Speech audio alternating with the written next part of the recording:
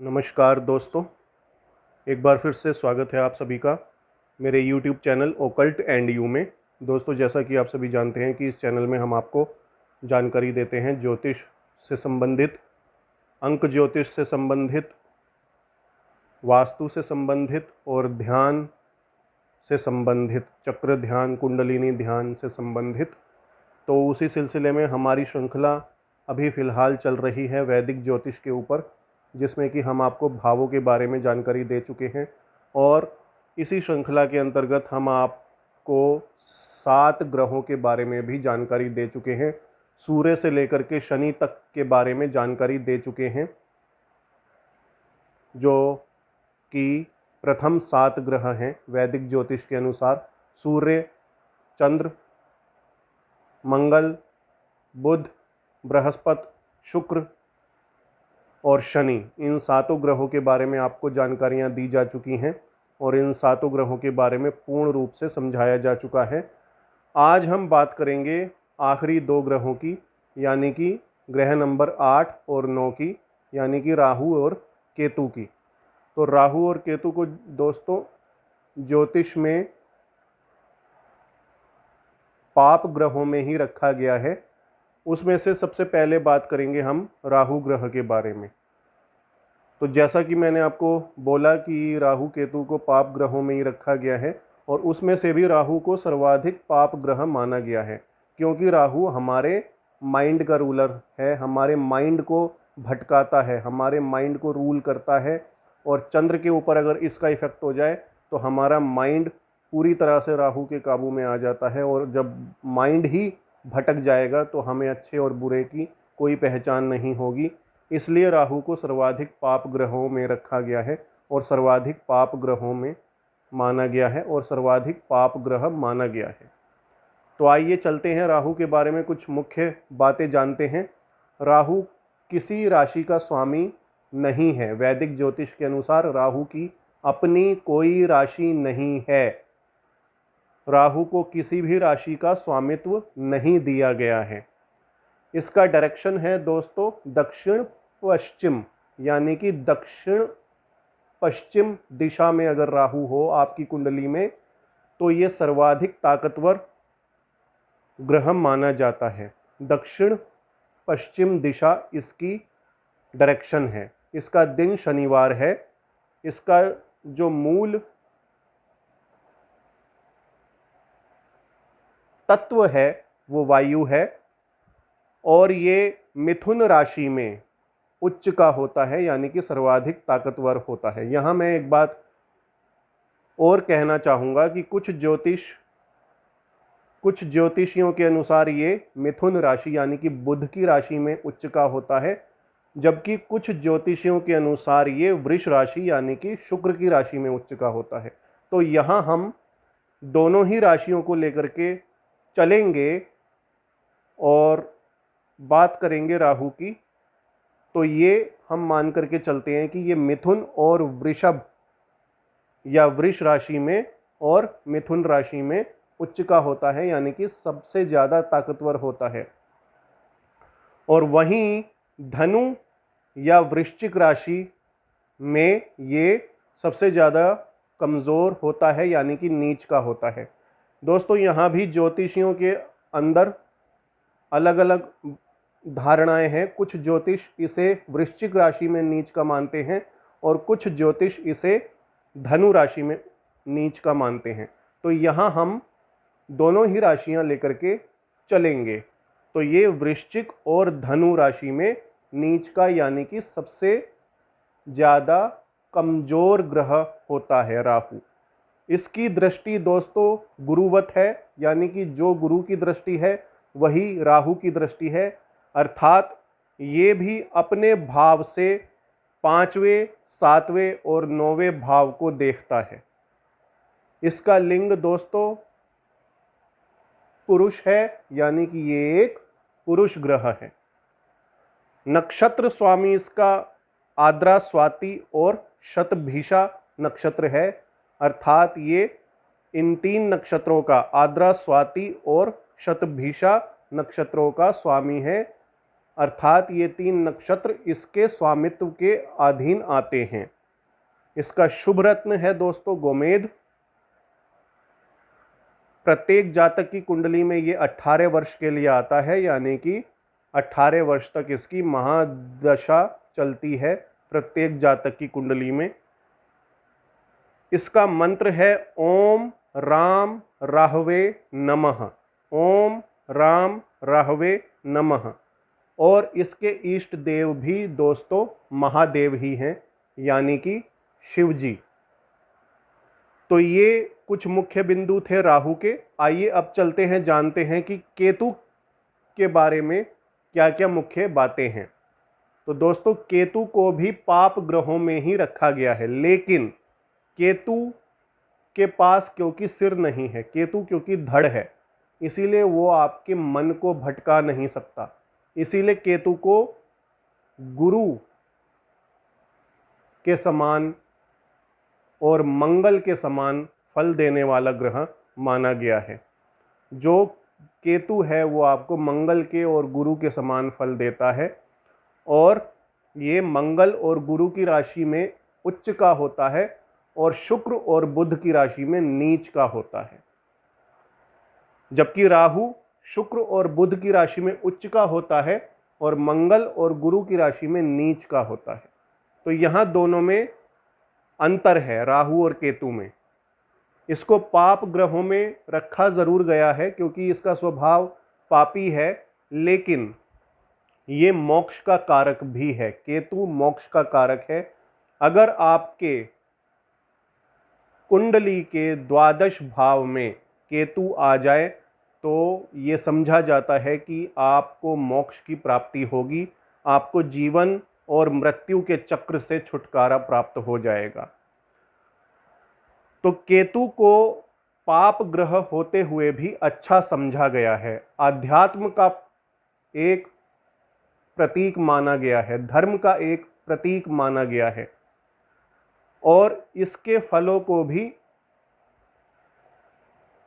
इतना पापी समझा नहीं गया है जितना कि राहु के फल हैं। तो ये पाप ग्रह होते हुए भी एक शुभ ग्रह है, अर्थात ज्योतिषियों ने इसको पाप ग्रहों की कैटेगरी में रखा है, पाप ग्रहों की श्रेणी में रखा है, लेकिन जो इसके फल हैं, जैसे ये फल देता है, उसके अनुसार ज्योतिषियों ने इसको अत्यंत शुभ ग्रह माना। तो ये केतु की एक छोटी सी पहचान है।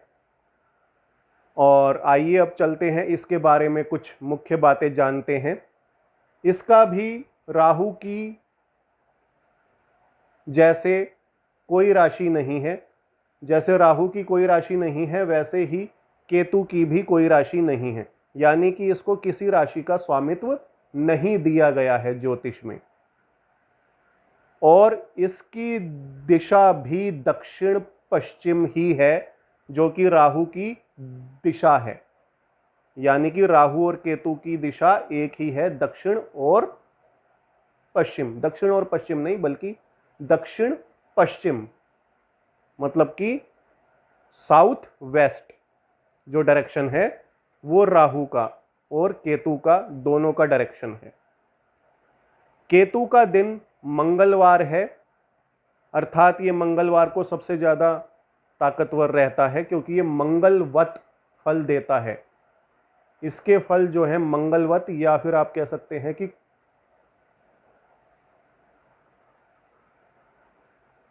कुजवत फल होते हैं।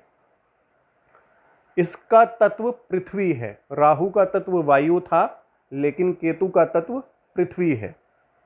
इसकी उच्च राशि, जैसा कि मैंने आपको पहले भी समझाया कि इसकी उच्च राशि मंगल और गुरु की राशियां हैं। मंगल और गुरु की राशि में ये उच्च का होता है, यानी कि सबसे ज्यादा ताकतवर होता है। तो मंगल की राशि वृश्चिक और गुरु की राशि धनु राशि में ये सबसे ज्यादा ताकतवर होता है, यानी कि उच्च का होता है। और वहीं शुक्र और बुध की राशि में ये नीच का होता है, यानी कि सबसे ज्यादा कमजोर होता है। शुक्र की राशि वृष या वृषभ और बुध की राशि मिथुन में ये सर्वाधिक कमजोर ग्रह माना जाता है, अर्थात नीच राशि मानी जाती है ये दोनों राशियां केतु के लिए। अर्थात केतु इन दोनों राशियों में, वृष राशि और मिथुन राशि में, नीच का माना जाता है। इसकी दृष्टि भी दोस्तों गुरुवत है, यानी कि ये भी अपने भाव से पांचवी, सातवें और नौवें भाव को देखता है। ये जिस भी भाव में बैठा हो उस भाव से पांचवें, सातवें और नौवें भाव को देखता है। इसका लिंग भी पुरुष है, राहु की भांति ये भी एक पुरुष ग्रह ही है। इसके नक्षत्र में दोस्तों अश्विनी, मूल और अश्विनी, मूल और माघा नक्षत्र आते हैं। अर्थात अश्विनी, माघा और मूल नक्षत्र का ये स्वामी है। और इसका शुभ रत्न है लहसुनिया। इसकी महादशा का समय दोस्तों हर जातक की कुंडली में 7 वर्ष का रहता है। अर्थात 7 वर्ष तक ये प्रत्येक जातक के ऊपर अपना असर छोड़ता है।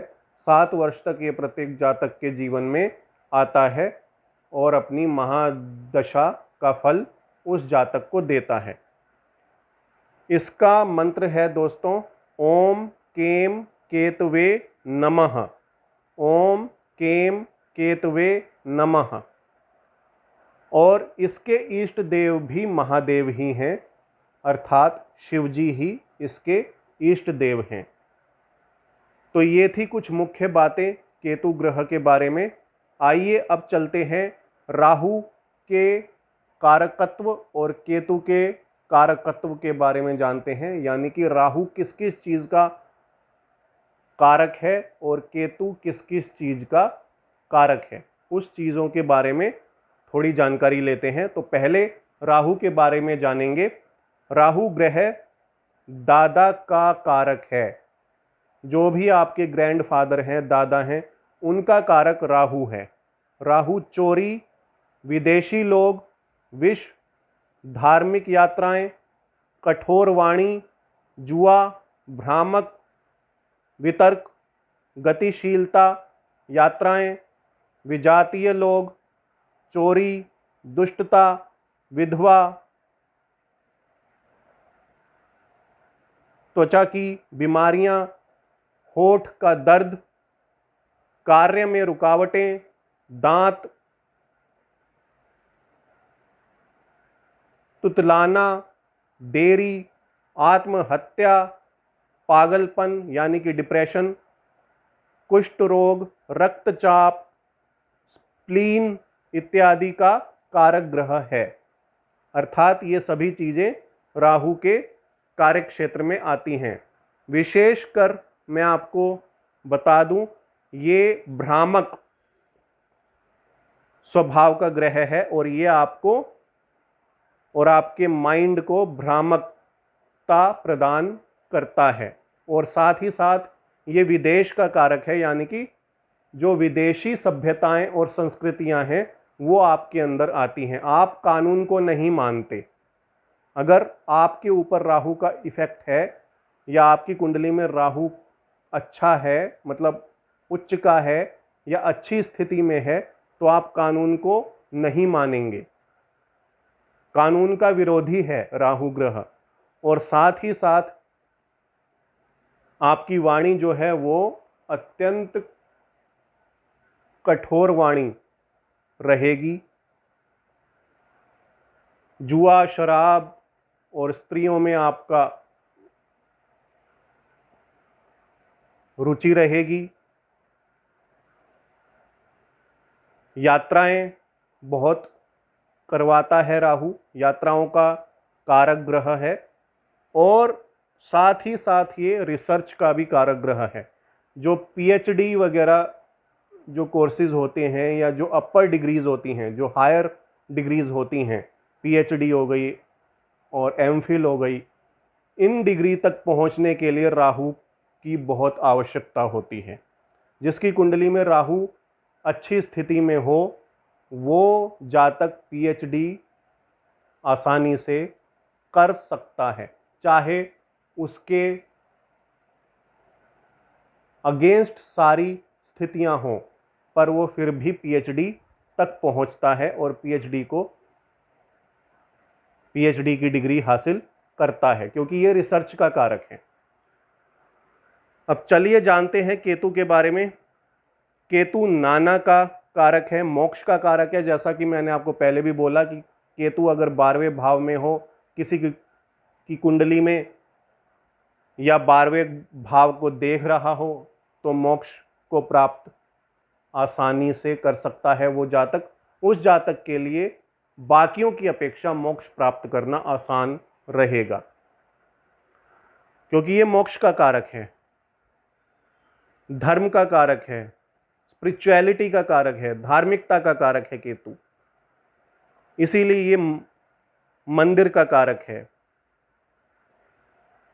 गुप्त रोगों का कारक है, गुप्त ज्ञान का कारक है, तांत्रिक विद्याओं का कारक है, चिकित्सा का कारक है। चिकित्सक भी बन सकता है। अगर आपकी कुंडली में केतु अच्छी स्थिति में है तो ऐसा जातक चिकित्सक भी बन सकता है और मेडिसिन की फील्ड में जा सकता है। पेट दर्द का, जादू का, काले जादू का, चना, कुत्ता, सींग वाले पशु दर्दों का कारक है, ज्वर का कारक है, खुजली का कारक है, घाव, तांत्रिक विद्या, जैसा कि मैंने आपको पहले भी बोला कि तांत्रिक विद्या का कारक है, तांत्रिक का कारक है, तंत्र मंत्र का कारक है, जादू टोनों का कारक है केतु, शत्रुओं को नुकसान पहुंचाने का कारक है। अर्थात अगर आपका केतु अच्छा है तो शत्रु आपको आसानी से नुकसान नहीं पहुंचा पाएंगे।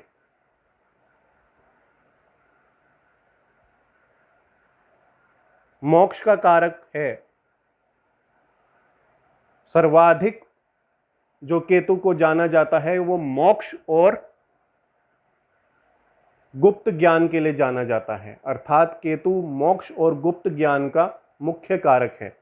अगर आपका केतु अच्छी स्थिति में बैठा हुआ है तो आपको गुप्त ज्ञान, जैसा कि तंत्र मंत्र हो गया, जादू टोना हो गया, या ज्योतिष विद्याएं हो गई, ओकल्ट साइंसेज हो गई, स्पिरिचुअलिटी हो गई, धार्मिकता हो गई, फिलॉसफी हो गई, ऐसे गुप्त ज्ञान जो है वो आपके अंदर आएंगे और आपको उन ज्ञान के प्रति रुचि रहेगी। और साथ ही साथ ये मोक्ष का अत्यंत श्रेष्ठ कारक है। केतु मोक्ष का कारक है क्योंकि ये चीज़ों को विच्छेदित करवाता है, यानी कि ये आप से दूर ले जाता है इस संसार की चीज़ों को। तो जब इस संसार की चीज़ों से आपको दूर ले जाएगा तो ही तो आप अपने अंदर झांकोगे, और अपने अंदर झांकने के बाद आपको मोक्ष की प्राप्ति होगी। तो मोक्ष के लिए ये अत्यंत शुभ ग्रह है। इसीलिए केतु के इसी विलक्षण स्वभाव की वजह से इसको पाप ग्रह होते हुए भी शुभ ग्रहों में समझा गया है। अब मैं एक बात और बोलना चाहूंगा कि राहु और मंगल अगर मिल जाते हैं, यानी कि किसी प्रकार से राहु और मंगल का संबंध स्थापित हो जाए, चाहे वो दृष्टि संबंध हो या फिर युति संबंध हो, तो अंगारक योग बनता है। इसी प्रकार से केतु और मंगल के संबंध में भी अंगारक योग बनता है। सूर्य राहु के या सूर्य केतु के संबंध से ग्रहण योग होता है। चंद्र राहु या चंद्र केतु के संबंध से भी ग्रहण योग होता है। और शनि राहु या शनि केतु के संबंध से श्रापित योग होता है। तो इन योगों का भी ध्यान रखना होता है हमें फलित करते वक्त जातक की कुंडली में। तो ये थी राहु और केतु के बारे में थोड़ी सी जानकारियां, और मुख्य मुख्य बातें मैंने आपको इस वीडियो में समझा दी हैं। और वीडियो ज़्यादा लंबा ना करते हुए मैं अपनी वाणी को यहीं विराम देता हूं। अगर आपको ये वीडियो अच्छा लगा हो तो आप इस वीडियो को लाइक करें, अधिक से अधिक लाइक करें, शेयर करें, खुद भी लाइक करें और शेयर करें और औरों से भी लाइक करवाएं और शेयर करवाएं, अपने रिश्तेदारों से, अपने दोस्तों से लाइक करवाएं और शेयर करवाएं। और साथ ही साथ मेरे चैनल को सब्सक्राइब करें अधिक से अधिक संख्या में। बाकी लोगों को भी, अपने जान पहचान वालों को भी मेरे चैनल से जोड़ें और सब्सक्राइब करवाएं, जिससे कि ये ज्ञान उन तक भी पहुंच पाए। तो इसी के साथ मैं अपनी वाणी को विराम देता हूं। धन्यवाद।